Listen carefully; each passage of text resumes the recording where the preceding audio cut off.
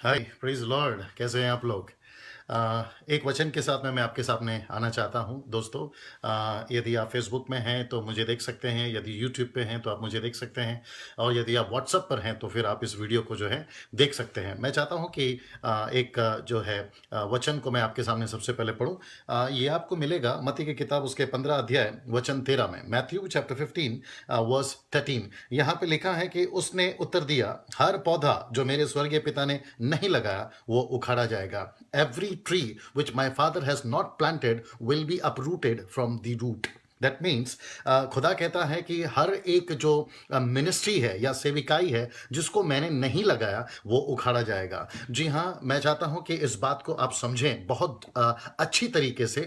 कोई भी मिनिस्ट्री, कोई भी डिनोमिनेशन आपके बाइबल से बड़ा नहीं है। अगर आप किसी भी डिनोमिनेशन से बिलोंग करते हैं, उनके डॉक्ट्रियंस हैं। आजकल एक नया ट्रेंड शुरू हो गया है कि पास्टर साहब आप सब बात करिए लेकिन हमारे डॉक्ट्रियंस के बारे में बात मत करिए, हमारे जो है ना तरीके हैं उसके बारे में मत करिए। मैं पूछना चाहता हूं कि ये डॉक्ट्रियंस फर्स्ट ऑफ ऑल बनाया किसने? हम इंसानों ने। आप बैप्टिस्ट से बिलोंग करते हैं, मेथोडिस्ट से बिलोंग करते हैं, सीएनआई से बिलोंग करते हैं, कैरिस्मेटिक से बिलोंग करते हैं, कैथलिक से बिलोंग करते हैं, आप किसी भी पंथ से बिलोंग करते हैं, इवन आप अगर पेंटिकॉस्टल हैं। मैं सवाल करना चाहता हूं उन लोगों से जिन लोगों ने हमारे हिंदुस्तान के अंदर या विश्व के अंदर बाइबल के वचन को छोड़कर बहुत सारे पंथ बना के रखे हैं। मेरे भाई, मैं आपसे पूछना चाहता हूं कि ये पंथ आया कहां से, ये डिनोमिनेशन आया कहां से, हमने कहां से बना दिया? आपको पता है जब परमेश्वर अपने लोगों से बात करता था तो क्या बात करता था? उसने मूसा को भेजा इजिप्ट में और कहा कि जाकर उसको बताओ कि मैं वो परमेश्वर हूं जो अब्राहम का परमेश्वर, इसहाक का परमेश्वर, याकूब का परमेश्वर और तुम्हारे पूर्वजों का परमेश्वर हूं। इसका मतलब क्या पता है? परमेश्वर ने जो नियम बनाए हैं वो लगातार लेकर चलता है, वो बदलता नहीं है। अगर परमेश्वर ने यहोवा ने कुछ बातों को हमें बताया है तो वो लेकर चला है, उसने बीच बीच में बदला नहीं है। और लिखा है कि अगर तुम मेरे वचनों पर चलोगे, मेरे नियमों पर चलोगे जो मैंने बनाया, तो उसके अनुसार तुम्हें आशीष मिलेगा। लेकिन क्या हो गया है कि हमने अपने अपने तरीके से, अपने अपनी समझ से परमेश्वर के वचन को तोड़ मरोड़ कर जो है अपने तरीके से नियम बना लिए हैं। भैया मुझे नहीं समझ में आता है ना। अगर आपको याद होगा, यीशु ने कहा अपने 11 चेलों से कि जब तुम सारे जगत में जाओ, सुसमाचार सुनाओ, चेला बनाओ, बपतिस्मा दो, और फिर उसके बाद में वो एक नीचे लाइन कहता है, जानते हो क्या कहता है? जो बातें मैंने तुमको सिखाई है वो उनको सिखाओ। इसका मतलब है आज हमें अपने लोगों को, जिनको हम जीतते हैं, हमको वो सिखाना है जो यीशु सिखाता है। इसलिए तो लिखा है कि लूका की किताब उसका 6वां अध्याय वचन 46 में, मैं फिर कहना चाहता हूं, लूक चैप्टर 6 वर्स 46 में लिखा है कि जब तुम मेरा कहना नहीं मानते, याद रखिए मेरा कहना यानी यीशु का कहना, जब तुम मेरा कहना नहीं मानते तो मुझे हे प्रभु क्यों कहते हो? इसका मतलब है जब हम परमेश्वर के वचन के अनुसार चलते हैं, जैसा वो कहता है वैसे ही यदि हम करते हैं, तब जाकर परमेश्वर हमें आशीष देता है। आप है मेरे साथ में? इसका मतलब क्या है कि कोई भी पंथ या कोई भी डिनोमिनेशन, कोई भी डॉक्ट्रियंस जो है बाइबल से ऊपर नहीं है मेरे दोस्त। आपके आपके जो पंथ हैं या फिर आपकी जो संस्था है वो बाइबल से ऊपर नहीं हो सकती है। बाइबल सबसे ऊपर है, तो जो वचन कहता है उसके अनुसार हमें चलना बहुत जरूरी है। अंतिम में एक चीज मैं आपके सामने रखना चाहता हूं, क्योंकि मैं नहीं चाहता हूं कि ज्यादा मेरा जो वीडियो है वो लॉन्ग हो और आप है ना उसको देखने से इग्नोर करें। एक चीज मैं आपके सामने रखना चाहता हूं, जब यीशु कहता है कि हर पौधा जो मेरे पिता ने नहीं लगाया वो उखाड़ा जाएगा, इसका मतलब क्या पता है?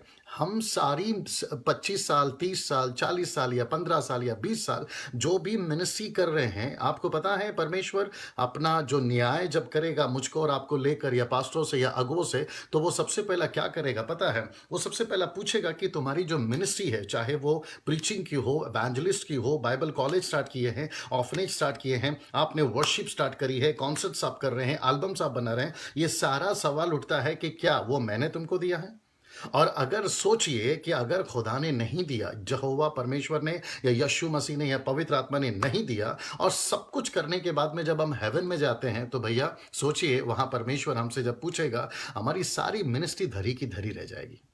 इतना मेहनत करने के बाद में, इतना सब कुछ करने के बाद में अगर यहोवा कहता है कि मैं मेरी मर्ज़ी से नहीं था ये, मैंने नहीं लगाया ये मिनिस्ट्री, मैंने तो तुमको बोला भी नहीं ये करने के लिए। पास्टर डैनियल, आप कैसे बोल सकते हैं कि जो मैं मिनिस्ट्री कर रहा हूँ वो परमेश्वर की ओर से नहीं है? जी हाँ, मैं चाहता हूँ कि आप एक वचन को पढ़ लीजिए, आप ही के वीडियो देखते-देखते या फिर सुनते-सुनते, आपका मत्ती का किताब उसका 7वां अध्याय वचन 21, 22, 23 अगर आप पढ़ते चले जाओगे, आपको पता चलेगा वहाँ पर यीशु कहता है कि आखिरी के दिनों में हे प्रभु बोलने वाले बहुत आएंगे। अब सवाल उठता ये है कि जब हे प्रभु बोलने आएंगे तो ये हे प्रभु बोलने वाले कौन है? नंबर वन, ये मसीह लोग हैं मेरे दोस्त, क्योंकि सबसे ज्यादा मसीह लोग ये हे प्रभु करते हैं ना। पास्टर्स हे प्रभु करता है हर रविवार को, एवेंजलिस्ट करता है, वर्शिप लीडर करता है, बाइबल टीचर करता है। और जब हम जाएंगे तो वहां पर भी परमेश्वर के सामने जब हम खड़े रहेंगे और हम कहेंगे कि हे प्रभु, तो प्रभु कहेगा यस, आप कौन?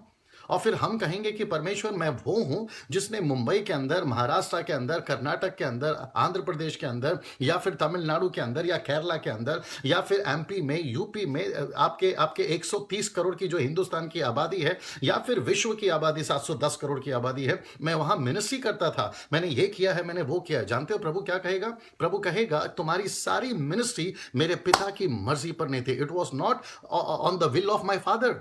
इसका मतलब क्या है? सब कुछ करने के बाद में आकर गाड़ी अटकती किधर है मेरे दोस्त? परमेश्वर की मर्जी पर अटकती है। तो इसका मतलब क्या है मालूम है? आज आप बड़े बड़े कॉन्सर्ट्स कर रहे हैं, क्रूसेड्स कर रहे हैं, सेमिनार्स कर रहे हैं, आप मीटिंग्स लगा रहे हैं, शहरों के अंदर जा रहे हैं। मेरा सवाल है, सब कुछ करने के बाद में वो सवाल उठता है कि ये सब हमने किया किसके लिए और हम किसके कहने पे कर रहे हैं?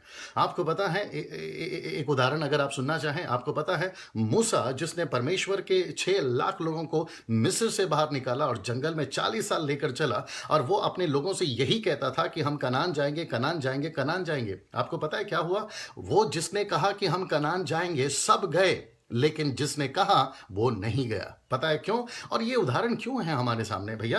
परमेश्वर कहता है कि मैं किसी का पक्षपात नहीं करता, जो मेरे वचन के अनुसार चलता है उसी को मैं प्यार करूंगा, उसी को मैं आशीष दूंगा। अगर मूसा के साथ में ये हो सकता है तो सोच के देखिए आज हमारे साथ में क्या क्या हो जाएगा। इसका मतलब है हमारी सारी की सारी जो मिनिस्ट्री है, जो पौधा यानी जो मिनिस्ट्री पिता ने नहीं लगा, वो उखाड़ा जाएगा। मैं चाहता हूं कि जब आप ये वीडियो को देख रहे हैं, अगर आप सेवक हैं, अगर आप परमेश्वर के राज्य में सेविकाई करते हैं, चाहे वो किसी भी फील्ड में हो, मैं चाहता हूं एक और बार सोचिए कि आपकी मिनिस्ट्री जो आप कर रहे हैं, क्या वो परमेश्वर की मर्जी पर है? क्या वो परमेश्वर ने लगाया है? और जो अभी इन दिनों में मिनिस्ट्री करना चाहते हैं, चाहे आपने बाइबल 3 साल बाइबल कॉलेज कर रखा हो या फिर आप किसी मिनिस्ट्री में आने के प्लान बना रहे हैं, मेक श्योर कि वो मिनिस्ट्री जो आप करने वाले हैं वो परमेश्वर ने लगाया हो। नहीं तो मेरे दोस्त, सब कुछ करने के बाद में सवाल उठेगा, परमेश्वर कहेगा मैं तुमको नहीं पहचानता। मैं इस सोच के साथ में आपको यहाँ पर छोड़ रहा हूँ, और मैं चाहता हूँ कि आप प्रार्थना में बैठें, प्रभु से पूछें कि प्रभु ये मिनिस्ट्री मेरी जो मैं कर रहा हूँ ये आपकी ओर से है या नहीं, इसको आपने लगाया या नहीं लगाया। आखिरी में फिर से कहना चाहता हूँ कि जो पौधा स्वर्गीय पिता ने नहीं लगाया उखाड़ा जाएगा। I repeat, every tree which my father has not planted will be uprooted from the root. God bless you all, friends. Thank you.